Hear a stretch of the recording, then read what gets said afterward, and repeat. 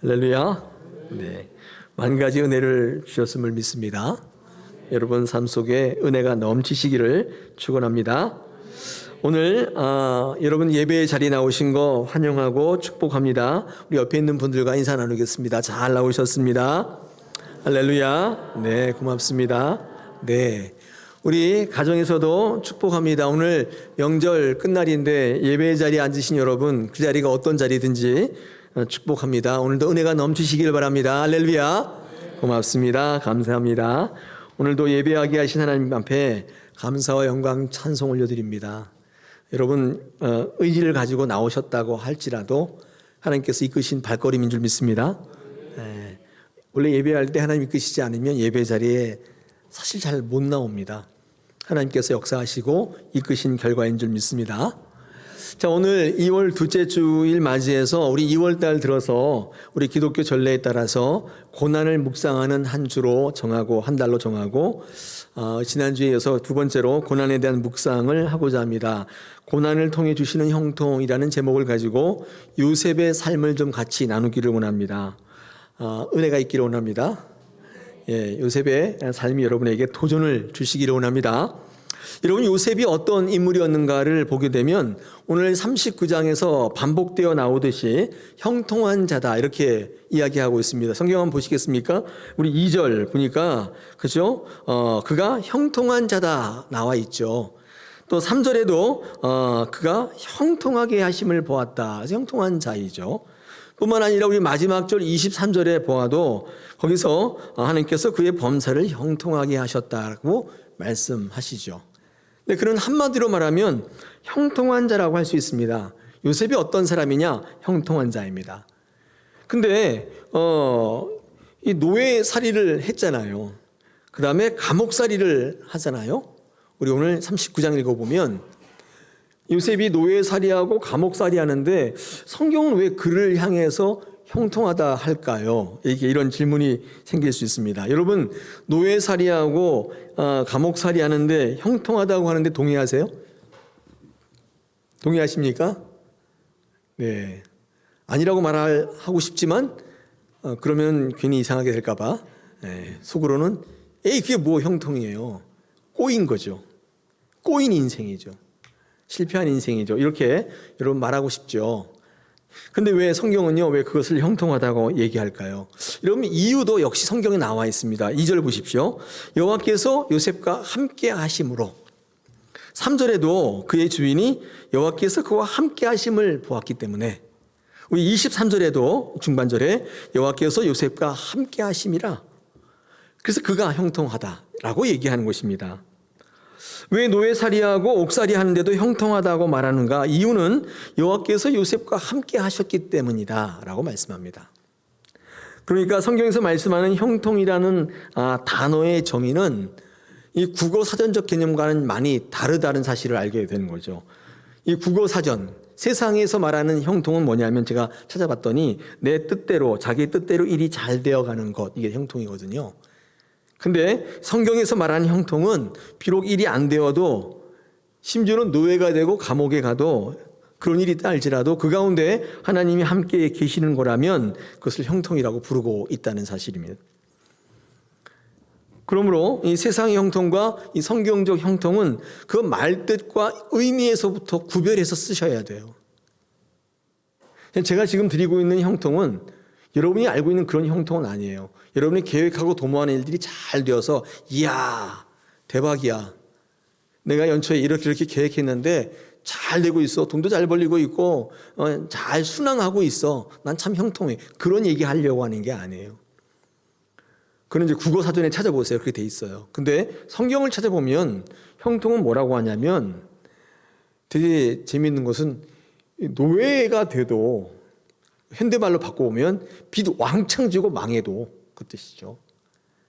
감옥에 가도 이건 요즘에도 감옥 가니까 되는 일이 아무것도 없고 폭삭망하고 그래도 하나님이 그 가운데 계시기만 하면 그게 형통이다 이렇게 말씀하고 있다는 것입니다.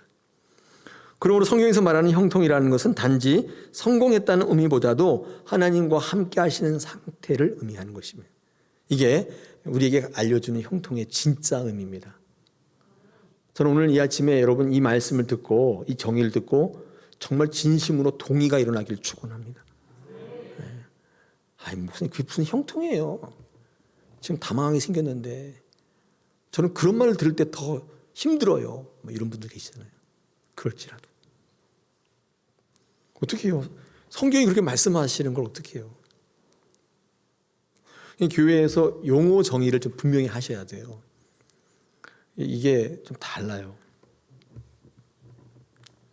여러분 나비 효과라는 말이 있죠. 잘 아시죠? 이 나비가 한번 이렇게 날개짓 했는데 이게 나중에는 태풍이 된다는 거예요. 나중에 먼 데 가면 이게 태풍이 돼서 완전히 그냥 파급 효과가 파괴력이 엄청나다. 나비는 잠깐 이렇게 날개짓 했을 뿐인데 저 멀리에 있는 사람께 태풍이 돼서 다가오더라는 것입니다. 여러분 경제학에서 이 용어 있잖아요. 나비 효과. 미국이 감기 걸리면 한국은 뭐 해요? 손 들어보셨어요? 독감 걸린다? 네. 코로나 걸린다? 뭐 이렇게 되겠죠. 미국은 해치 이렇게 기침했을 뿐인데 파급 효과가 난리가 나는 거죠. 한국은 완전 몸살을 앓고 막 독감에 걸리고 난리 나는 것이죠. 이 경제적 용어도 이 나비 효과가 있어요. 나비가 이렇게 날개짓하게만 했는데 작은 몸짓이었는데 엄청난 파괴력을 갖게 되는 것이죠. 경제적인 용어만 있는 게 아니라 영적인 영역에도 나비 효과가 있는 것입니다. 하나님은 우리의 작은 일을 통해서 심지어는 작은 실수를 통해서도 큰 일을 이루어 가시는 거예요. 형통적 개념이죠. 우리가 하는 모든 것들 가운데 의미 없는 건 없어요. 여러분 작은 실수하셨어도 그냥 아무것도 아닌 게 아니에요. 하나님의 손에 들리기만 하면 하나님의 안에 있기만 하면 그게 엄청난 파괴력으로 드러나는 것입니다. 하나님 함께 하시면 형통한 자가 되면 여러분의 작은 실수, 여러분의 작은 실패 그런 것도 하나님께서 엄청난 파급 효과로 만들어 내시는 것입니다. 하나님 안에 있으면 의미 없는 게 없어요. 하나님 뜻없는 일을 하시지 않아요. 우리 요셉의 경우를 한번 살펴보면요. 요셉은요. 실수했죠. 오늘 본문은 아니지만 37장 가시면 7절 8절에 요셉이 어떤 실수를 했는가 한번 보시겠습니다. 창세기 37장 7절 9절입니다. 제가 한번 읽어보겠습니다. 우리가 밭에서 곡식단을 묶었더니 내 단은 일어서고 당신의 단은 내 단을 둘러서 절하더이다. 이런 말실수한 거죠. 그 다음에 9절 보니까 요셉이 다시 꿈을 꾸고 그 형들에게 말하 이르되 내가 또 꿈을 꾼즉 해와 달과 11별이 내게 절하더이다 아니라 이런 말을 했단 말이에요. 여러분 이건 분명히 실수한 거예요. 그 요셉이 아버지하고 형들에게 실수한 거예요. 말 실수한 거예요. 그렇죠? 당연히 실수한 거죠. 사실 우리도 그럴 때 있지 않습니까? 실수하지 않는 사람이 어디 있어요? 특히 이 말의 이 부분에서는 더욱 그렇습니다. 근데 요셉이 죽을 죄 지은 건 아니잖아요. 형님들이 다 나한테 절하던데요? 이렇게 얘기할 수 없어요? 아버지 나한테 절하던데요? 이렇게 얘기할 수 없어요? 있잖아요. 특히 요셉이 막내니까 귀엽게 봐주기만 하면 아무것도 아니에요. 아이고 이 귀여운 놈. 이렇게 봐주면 되는데 이상하게 이 요셉의 작은 실수는 치명적인 게 돼요. 미움을 사게 돼요. 그 이후에 그 실수 때문에 미움을 사게 돼서 노예로 팔려가고 억울하게 누명 쓰고 감옥 가고 감옥에서 잊혀지는 존재가 되는 엄청난 거죠. 이게 일종의 나비 효과인데 하나님께서 그 요셉의 실수를 통해서 그를 완전히 잊혀지는 인물로 만드시는 그게 아니라 요셉이 하나님 안에 있기만 하면 그 작은 실수인데 엄청난 파괴력으로 하나님께서 이어가신다는 것입니다. 이게 나비 효과 아니에요? 하나님께서 함께 하시기만 하면 작은 실수인데 태풍급, 허리케인급 엄청난 파급 효과, 파괴력으로 요셉의 인생도 바꿔버리지만 요셉 주변에 많은 사람들을 바꿔버리는 놀라운 역사가 드러나더라는 것입니다. 형통한 자가 되면 하나님이 함께 하시는 인생을 산다면 하나님이 인도하심이 있다는 거예요. 여러분이 모든 것들을 통해 하나님께서 사용하시는 것입니다. 이것이 요셉의 인생이었습니다. 요셉은 그래서 자기를 구원하고 가족들을 구원하고 주변의 많은 사람들을 먹여 살리며 생명을 주는 형통의 삶을 살게 됩니다. 여러분, 우리 요셉이라는 인물이 어떤 인물이었는가? 그래서 그가 그 수많은 고난과 고통 가운데도 어떻게 이런 파괴력을 가질 수 있었는가를 우리 한번 같이 묵상하기로 하겠습니다. 요셉을 제가 들고 왔는데, 여러분, 요셉은요, 이 요셉이 형통한 자가 되었다고 성경은 얘기하는데, 이 요셉의 형통은요, 사실은 이 세상의 환경과 조건 때문은 아니었습니다. 제가 왜 이런 얘기를 드리냐면, 하나님께서 어떤 일을 하실 때는 그 사람을 세워서 그 사람을 통해 많은 사람들에게 생명을 주시려고 할 때에는 그 사람이 가지고 있는 것을 쓰시는데 그냥 그대로 쓰시지는 않습니다. 아무리 능력이 있고 아무리 뭐 돈이 있고 뭐 하더라도 하나님께서 반드시 그 사람을 쓰실 때는요, 바꾸세요. 하나님께서 바꾸시는데, 여러분, 요셉은요, 좋은 것만 있었던 건 아니에요.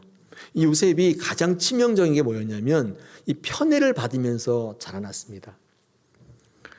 여러분, 그 37장 3절 4절에 가시면 거기 요셉에게 대해서 뭐라고 얘기하냐면 이렇게 얘기하고 있습니다. 그가 이 야곱이 이 노년에 얻은 아들이라 가지고 이 채색 옷을 지어 입혔대요. 요셉에게만. 그 아들이 그렇게 많은데 그거 참 아닌 것 같아요. 이게 야곱의 편애를 받으며 자라난 거죠. 어떻게 자라났겠어요?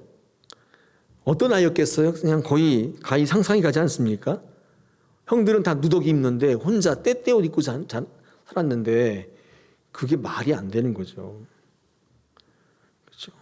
아버지 앞에서 형들 앞에서 말 막하고 잘난 척하는 아이로 성장한 것이 전혀 이상하지 않아요. 전혀 이상하지 않은 것입니다. 사실 이게요, 요셉의 인격이고 인성이에요. 성품이에요. 한마디로 말하면 별로예요. 물론 요셉이 무슨 죄가 있겠습니까? 아버지 야곱이 그랬겠죠. 이 야곱의 편애 정말 심각한 거예요. 여러분, 말이 났으니까 편애하시면 안 돼요. 특히 요즘에 애들 몇 명 없기 때문에 편애, 2명을 키우더라도 편애를 하는 경우도 있고, 그렇죠. 그 나중에 한번 같이 나누겠습니다. 야곱의 편애가 얼마나 심각했는지. 아무튼 요셉은 좋지 않은 부모의 영향권 아래에서 성장했다고 볼 수 있습니다. 그렇기 때문에 이 편애를 받고 자랐기 때문에 야곱에게는 참을성, 이해력, 사회성, 관계성, 소통의 능력, 이거 전혀 찾아볼 수 없어요. 근데 그렇게 잘할 수가 없는 거예요. 형들이 아무 말도 못했다. 아까 30장 4절에 보니까 할 말이 있었는데 아무 말도 하지 못하고 자라나는 그런 관계였던 것이죠. 편안하게 말할 수 없었던 거예요. 소통이 없었던 거예요. 쟤는 아버지한테 이렇게 하는. 그러니까 요셉이 이해를 할 수 있었겠어요? 참을성이 있었겠어요? 사회성이 있었겠어요? 누구랑 관계를 맺을 수가 있었겠어요? 아주 그냥 별로였던 아이였죠. 이런 것들은 전혀 생각할 수 없는 성공에 지대한 영향들을 미치는 요소들인데 전혀 요셉에게는 발견할 수 없는 그런 교육적 환경에서 성장했습니다. 요셉을요, 그냥 그대로 방치한다면 어떤 인물이 됐을까요? 완전히 이런 인물이 됐겠죠. 근데 여러분, 오늘 39장을 읽어보시면 요셉은 매우 형편없는 사람이 되어야 하는데 그렇지 않아요. 세상의 교육학 이론과 인간 발달학의 이론이라면 그렇게 되면 안 되는 거잖아요. 우리는 교육학, 인간 발달학 이런 거 굉장히 신봉하지 않습니까? 그대로 되는 줄 굳게 믿고 있잖아요. 그럼 살잖아요. 근데 요셉은 그렇게 안 됐어요. 우리가 그걸 굳게 믿기 때문에 좋은 교육 환경 만들어 주려고 그렇게 애쓰는 거잖아요. 목동으로 이사하고 학교 전학시키고 그렇잖아요. 저희 집도 그런 집이었는데 뻔히 잘 다니고 있는 초등학교 옮겨서 사립학교로 저희 어머니가 다 옮기셨어요. 저희 어머니 광고 설교 듣고 계실 텐데. 네. 거기 공립학교라고. 그래서 잘 다니고 있는데 제가 초등학교 3군데 다녔어요. 미아리 살 때는 거기 좋은 학교에서 중곡동으로 이사 와서는 좋은 학교 가려는 자리가 없어가지고 2년 동안 공립학교에 있다가 자리 났다 그래서 또를 갔어요. 그게 부모의 마음이죠. 좋은 환경을 만들어 주려고. 근데 뭐 그런다고 치지만은 요셉은 전혀 그런 환경도 아니었는데도 요셉은 형편없는 인간이 되어야 되는데 그렇지 않은 것이죠. 전에 제가 한번 말씀드린 적이 있는데 맹모 삼천지교 뭔 뜻인 줄 아세요? 사자성어는 아니고 육자성어인데 네. 맹모 삼천지교 전에 한번 제가 설교 때 말씀드린 것 같아요.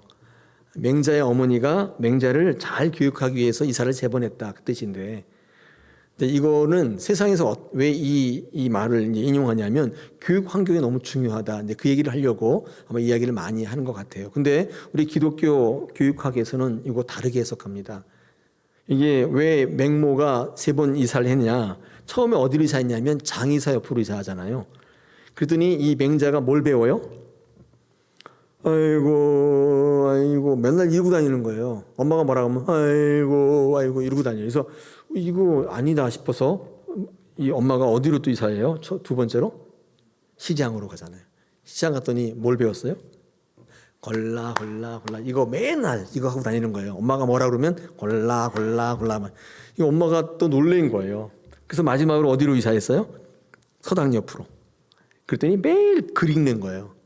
공자왈 자기 공자니까 아무튼 맹자왈 공자왈 막 이렇게 하면서 공부하는 거예요. 이 환경이 얼마나 중요하냐 그런 얘기를 하려고 이 얘기 많이. 근데 기독교 교육학에서는 다르게 해석합니다. 이렇게 해석해 한번 들어보세요. 여러분 맹자의 엄마가 얼마나 뛰어난 현자입니까? 그런데 맹자를 키워냈으니까 얼마나 뛰어난 어머니였겠어요. 근데 처음부터 그랬다면 서당으로 이사를 가지. 왜 장의사로 갔다가 시장으로 갔다가 서당 갑니까? 여기 이유가 있다는 거예요. 왜 그랬을까요? 이 맹자의 어머니는요, 맹자가 어떤 사람이 되기를 원했냐면 정말 생명을 전하는 사람이 되기를 원했다는 것입니다. 가장 훌륭한 인생을 살게 하는 교육의 시작이 뭐냐? 죽음으로부터 시작하는 것입니다. 죽음.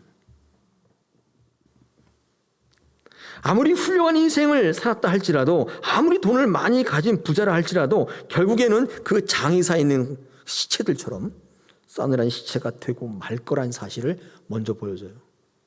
이제 우리 기독교 교육학에서 해석하는 거예요. 반드시 보게 해줘요.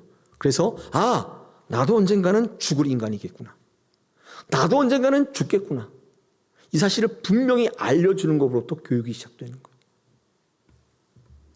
이 사실을 먼저 깨닫게 해주고 싶었던 것 같아요. 그 다음에 시장으로 보내요. 왜요? 내가 언젠가 죽을 인생이라는 것을 인식하는 자만이 수고하고 땀 흘리는 것에 대한 의미를 둘 수 있어요. 그래서 그런 자만이 집착하지 않고 탐욕스럽지 않게 사는데 올바르게 벌고 열심히 벌고 멋지게 쓸 수 있는 인생이 되는 거예요. 이게 안 되면 내가 여기서 매일 살 줄 알아요. 그래서 돈 버는데 혈안이 돼요. 그래서 돈 벌고 쌓고 평생 일만 하다가 정말 가치 있는 것이 무엇인지도 모르다가 그냥 사라져가는 그런 어리석은 인생이 되는 것입니다. 근데 맹자의 엄마는 이렇게 살기를 원치 않았던 것 같아요. 처음부터 죽음을 보여줘요. 그러니까 맹자가 멋지게 쓰는 사람이죠. 버는 건 기술인데 쓰는 건 예술인. 이거 누가 한 말인 줄 아세요? 맹자가 아니에요. 성룡이 한 말이에요. 성룡. 아세요? 성룡이 그런 말을 했어요. 성룡이 엄청난 돈을 기부했거든요. 사회에. 그가 평생 영화배우에서 번 돈 거의 대부분을 사회에다가 환원했거든요. 아들이 있는데도 불구하고 아들한테 물려주지 않고 다. 근데 그가 마지막 한 말이 근데 그러니. 어서 인용했겠죠, 이 사람도. 버는 건 기술인데 쓰는 건 예술이다. 그리고 나서 서당으로 가요. 서당으로 가니까 무엇을 배울 때, 그렇죠? 굉장히 겸손해지는 것이죠. 그 배우는 것이 생명을 낳는 일로 연결되더라는 것입니다. 여러분, 맹자의 어머니는 맹자가 어떻게 성장하기를 원했던 걸까요? 지독하게, 자기만 아는. 뭔가의 지식에 집착하며 요셉과 같이 잘난 척하는 그런 인생이 아니라, 그렇죠? 많은 사람들을 살리는 생명의 인물이 되기를 바랬던 것 같다. 우리 기독교 교육학에서 이렇게 멋진 해석을 합니다. 여러분, 그러므로 맹모 삼천지교는 수고하고 땀 흘리는 것이 인생으로 이어지는 것이 아니에요. 바로 죽음의 올바른 인식으로부터 시작된다는 사실을 우리 교훈하고 있는 거예요. 여러분, 그래서 기독교 진리는요, 죽음으로부터 시작합니다. 기독교 교회 딱 오시면요, 뭘 배우냐면 십자가를 배우는 거예요. 우리 교회 문 딱 열고 들어오시면 이 앞에 뭐가 있어요? 네. 뭐가 있다고요? 네. 십자가가 딱 있어요. 예수 믿는 것은 출발 자체부터 죽음으로부터 시작합니다. 왜냐하면 기독교 신앙은 생명을 살리는 데 그 목적이 있기 때문에 그래요. 기독교 신앙을 잘못 배우신 분들이 처음부터 복을 이야기해요. 어떻게 하면 복 받을까요? 이 십자가 떼어내고 다 복을 갖다 붙여놔야 돼요. 복자 큰 거 이렇게 써서 갖다 붙여놔야 돼요. 올릴 것 같아요. 복. 문 딱 열면 복. 딱 복. 딱 보이게. 기독교 신앙이 생명으로 이어지기 위해서 먼저 죽음을 알려준다고요. 여러분, 하나님 안에서 유한한 존재예요. 아무리 잘나도, 아무리 건강관리 잘해도, 아무리 기쓰고 살아도 언젠가는 저 장의사의 관 속의 시체같이 갈 수밖에 없는 존재인 것을 알려주는 거예요. 그때 신앙이 시작되기 시작합니다. 저는 이 요셉을 바라보면서 이 요셉이 아주 형편없는 사람이었는데 하나님께서 정말 그 형편없는 교육적 환경에서 어떤 삶을 살게 하셨는가가 너무 관심사였어요. 저도 목회를 하고 누군가를 가르치는 입장에서 어떻게 이런 변화가 있을 수가 있는가. 오늘 요셉의 형통을 바라보면서 나누는데, 여러분, 환경 때문이 아니에요. 조건 때문에 그런 게 아니란 사실을 알게 돼요. 두 번째, 이 요셉의 형통은요, 하나님께서 일하시는 결과였습니다. 요셉은요, 어떤 인물로 성장하느냐면 이런 좋지 못한 교육 환경 속에서도 자랐음에도 불구하고 성경을 읽어보면 어떤 인물로 성장하느냐면, 이게 첫째는 믿음의 사람이 됩니다. 믿음의 사람이 될 수 있는 환경이 전혀 아니었거든요. 오늘 읽으셨듯이 39장에 요셉의 그 주인 보디발의 아내가 7절에 보니까 유혹하지 않습니까? 막 눈짓을 막 하면서, 그래서 막 요셉 이러면서 눈짓을 막 보내잖아요. 눈이 아픈가요? 뭐 들어갔나? 막 눈짓하면 안 됩니다, 그죠? 눈 크게 뜨고 계셔야 되죠. 눈짓 하니까 요셉이요, 그걸 바라보면서 거절했다. 우리 8절에 보니까 동침하기를 요구하는데 거절했다는 거예요. 여러분, 이게 눈짓을 했다는 게 뭐냐면 나의 정부가 되라. 정부는 그 정부가 아니라 그 또 다른 남자가 되라. 근데 요셉이 거절했다고 되어 있습니다. 그렇죠? 여러분들, 그 보디발의 아내와 은밀한 관계를 갖는 것은 어떤 것을 의미하느냐 하면 이 고난을 종식하고 팔자 고칠 수 있는 절호의 찬스죠. 그렇지 않을까요? 그런데 거절해요. 더 재미있는 것은 그 거절의 이유가 뭔가, 오늘 성경 말씀 보니까 9절 하반절에 보니까 하나님이 보고 계시기 때문에 이렇게 되어 있습니다. 9절에 내가 어찌 이 큰 악을 행하여 하나님께 죄 지으리까. 그 절호의 찬스를 날려버리는데 그 이유가 뭐냐면 하나님이 보고 계시기 때문에 안 된다는 거예요. 참 놀랄 노자지 않습니까?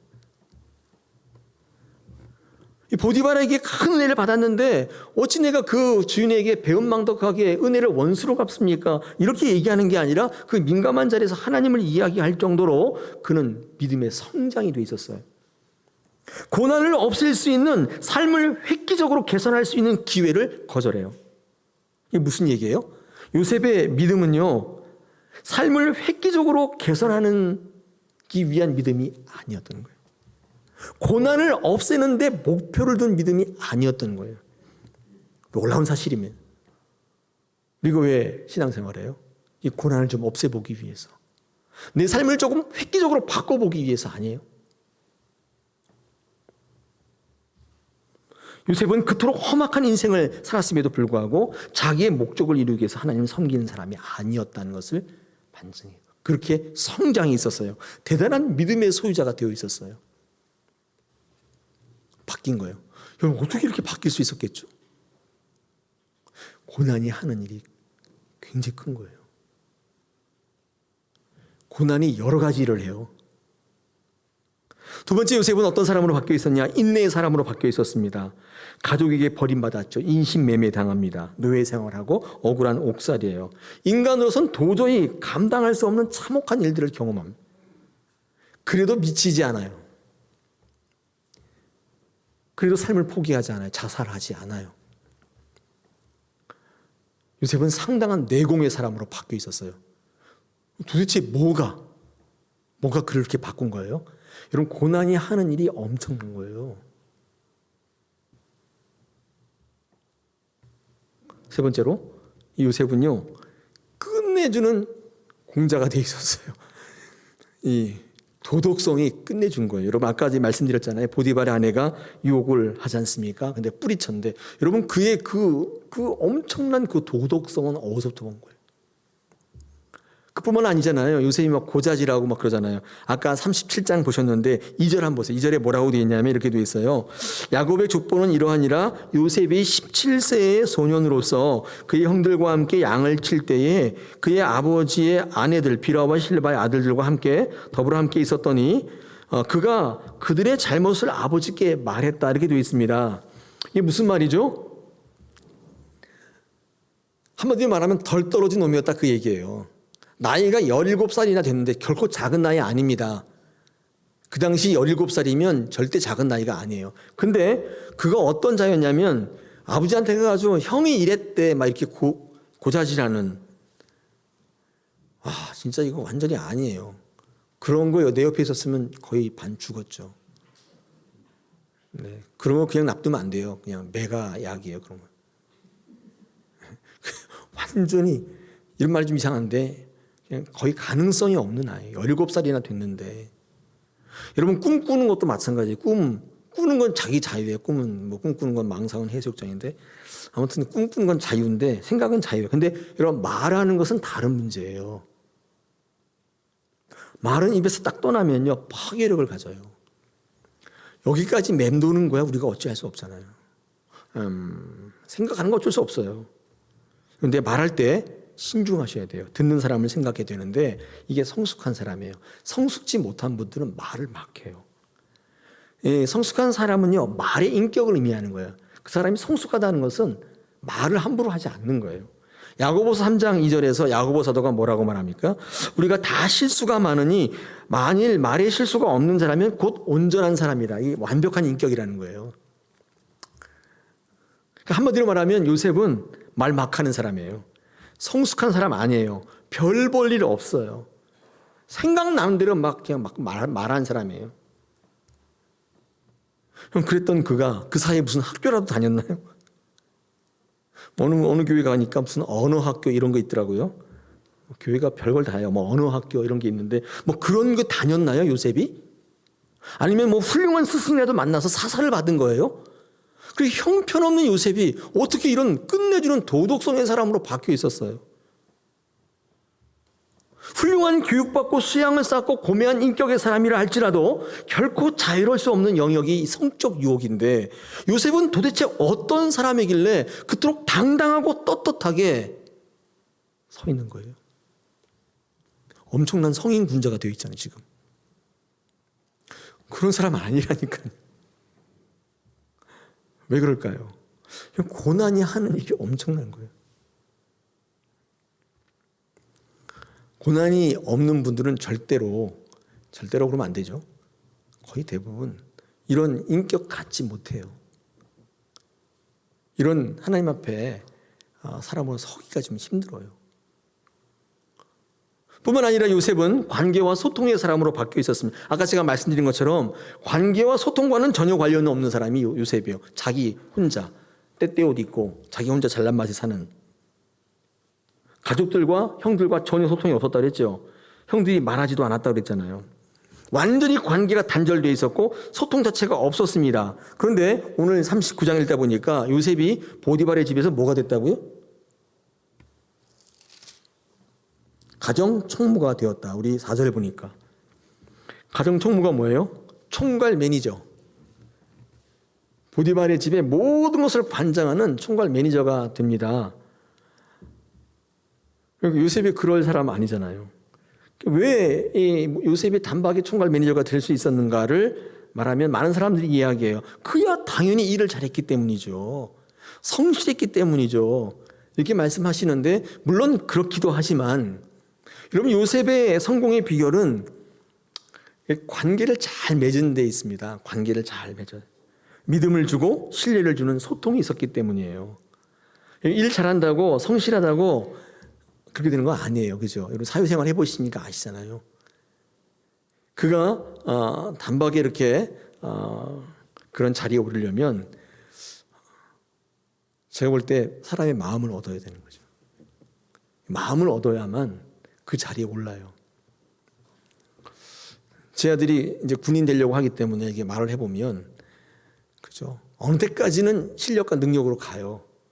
그 다음부터는요, 이 사람의 마음을 얻어야 된대요. 진급할 때 사람의 마음을 얻는 게 굉장히 중요한 일이죠.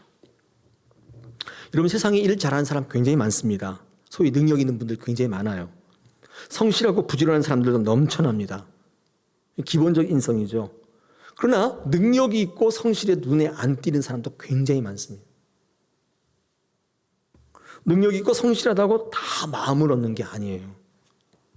능력과 성실은 기본이고 이 마음을 얻어야 되는데 그럼 어떻게 하면 마음을 얻는 줄 아세요? 이렇게 하시면 돼요. 그분이 능력 있고 성실이 있는 게, 성실한 게 자기를 위한 게 아니라 누군가를 위한 것이다. 나를 위한 것이고 이 공동체를 위한 것이라는 이 메시지가 전달되면 그 사람은 마음을 얻게 돼요.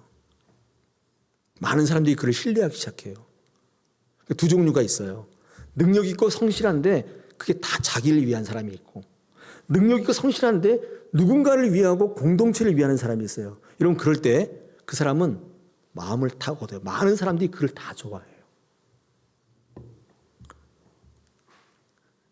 한번 해보세요. 능력 있고 성실한 분들은 굉장히 많은데 사람들의 마음을 얻는 사람은 많지 않아요.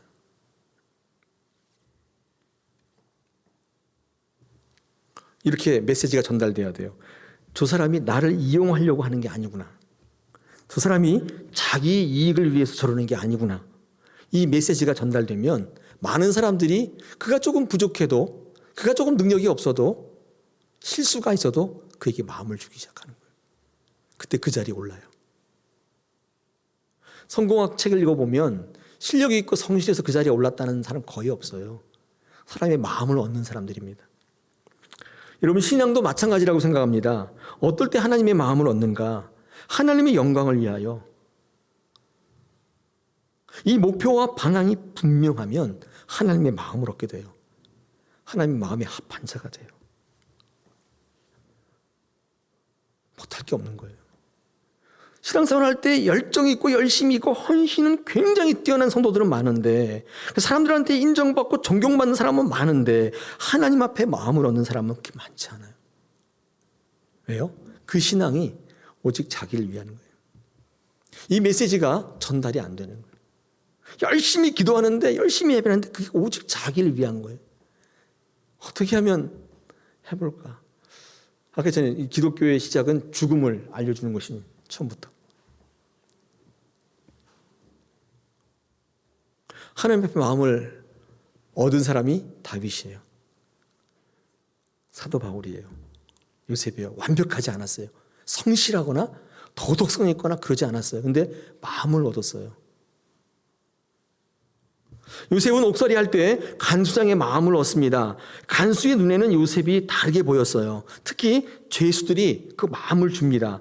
오늘 본문 아니라 39장 뒤로 40장에 보시면 6절과 7절에 보시니까 요셉에 대해서 이렇게 기록하고 있는데, 아침에 요셉이 들어가 보니 그들에게 근심의 빛이 있었다. 술 맡은 관원장, 관원장, 떡 맡은 관원장 이런 사람들이 죄수로 와 있는데 얼굴 빛이 근심하는 빛이 있더라는 거예요. 7절 보니까 요셉이 그 주인의 집에 자기와 함께 갇힌 바로의 신하들에게 묻되 어찌하여 오늘 당신들의 얼굴에 근심의 빛이 있나 묻는 거예요. 요셉이 옥에서 간수 일을 잘했기 때문에 술 맡은 관원장, 떡 맡은 관원장이 신뢰한 게 아니라 저 사람이 저 열심히, 저 열정이 자기를 위한 게 아니로구나. 이 마음을, 이 메시지가 전달된 거예요.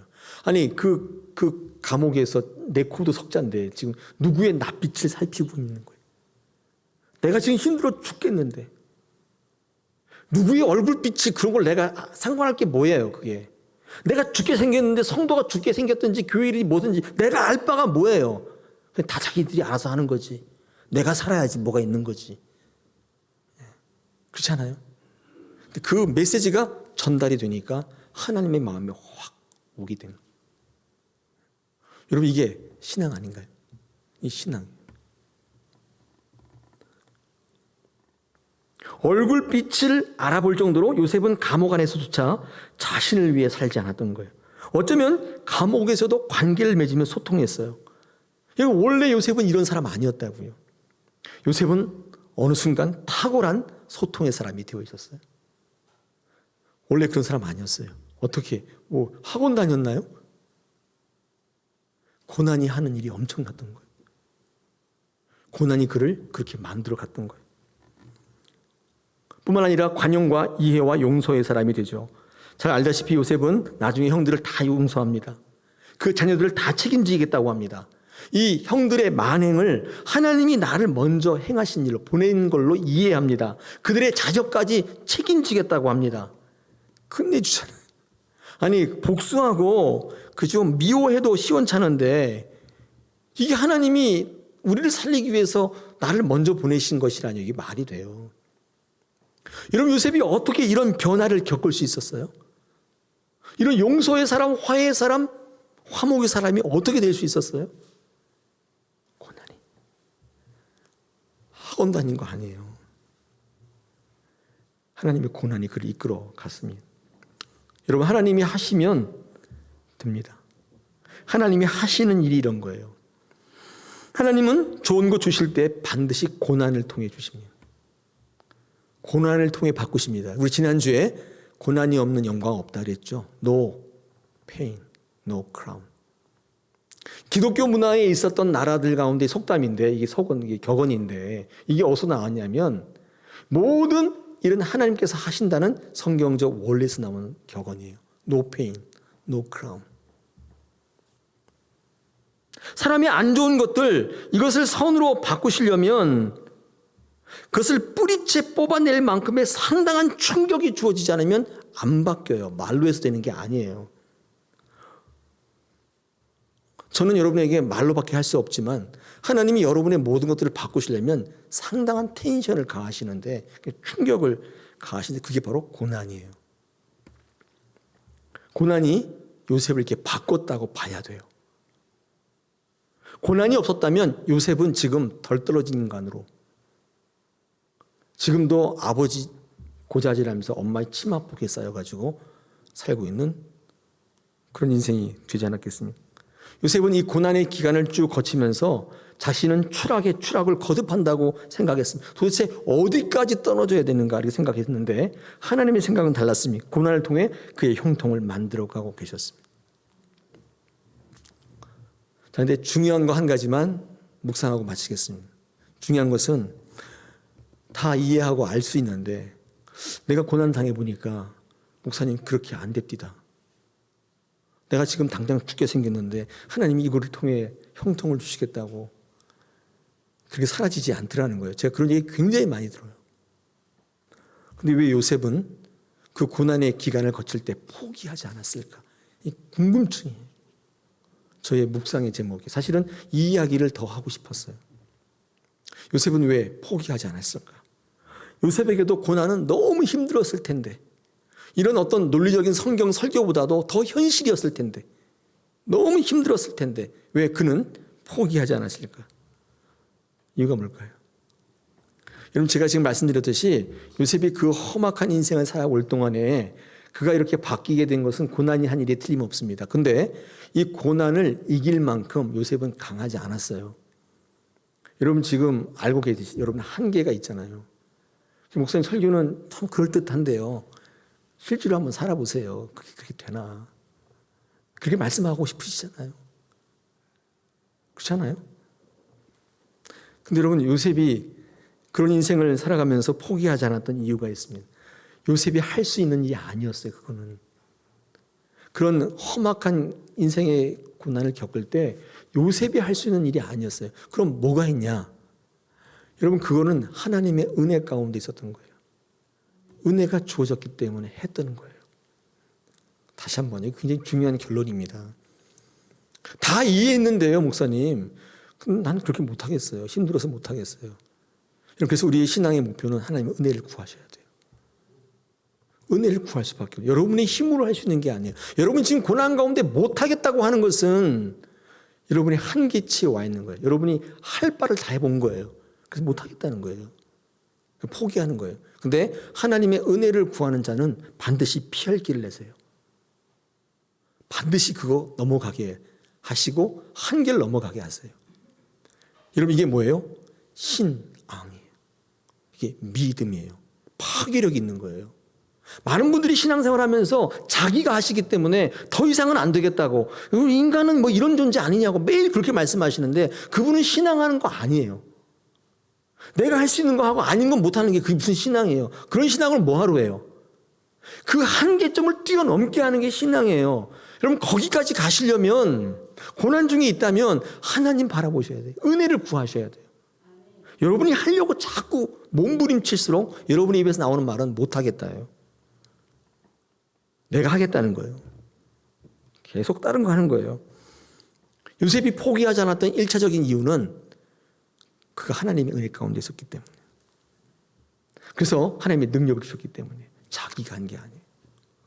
이거 외에는 설명할 길이 없어요.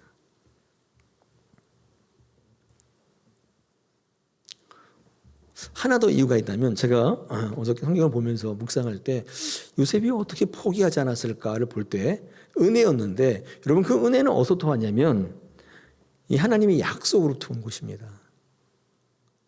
야곱이 편애하고 좀 교육적으로는 굉장히 문제가 있었던 사람은 틀림없지만, 근데 야곱과 아브라함과 그렇죠,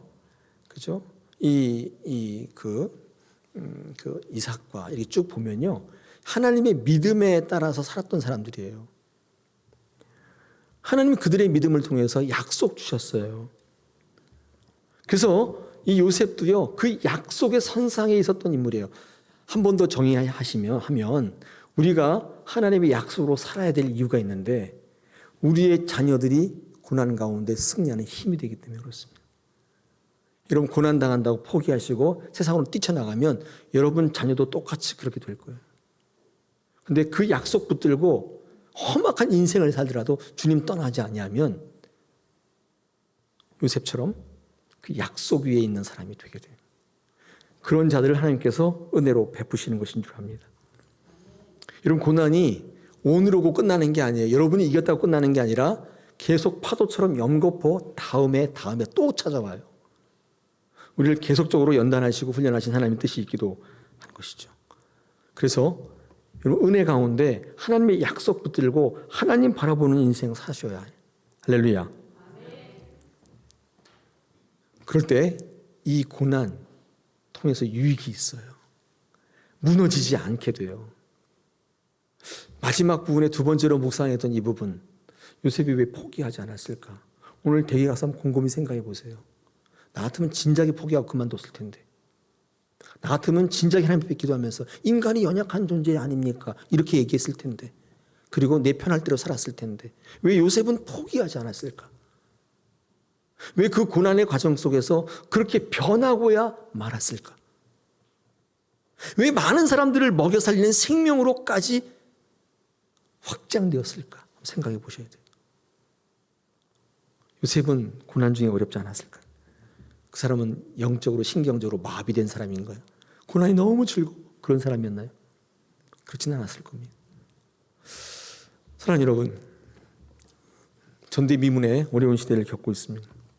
코로나 이런 거 겪고 있습니다. 무섭습니다. 두렵습니다. 그리고 우리에게 닥치는 모든 것들이 너무나 힘들고 어렵습니다. 그런데 우리는 요셉의 이 경우를 보면서 이 고난이 하는 일들, 하나님께서 좋은 것 주시기 위해서 고난을 통해 행하신 하나님의 역사들 바라보았으면 좋겠습니다. 그래서 환경과 상황에 거쳐서 매일 넘어지고 쓰러지는 것으로 끝나는 게 아니라 또 일으켜 세우시고 또 바라보게 하시고 달려가게 하시고 이루시고 나를 통해서 생명을 나타내시고 나만 사는 게 아니라 많은 사람들이 살아나는 놀라운 역사들이 우리 다사랑교회에 있었으면 좋겠습니다. 그래서 우리 교회의 많은 선진들이 이것을 증거하는 선들이 서야 돼요. 매일 뭐 한계 때문에 안 된다. 그런 분들이 많으면 그게 그냥 분위기가 돼버려요. 근데 그런 게 아니라 어떤 사람이 일어나서 그 고난을 통해서 역사하시는 것을 보게 될 때, 그것을 딛고 일어난 사람들을 보게 될 때 이 교회가 끝내줘요.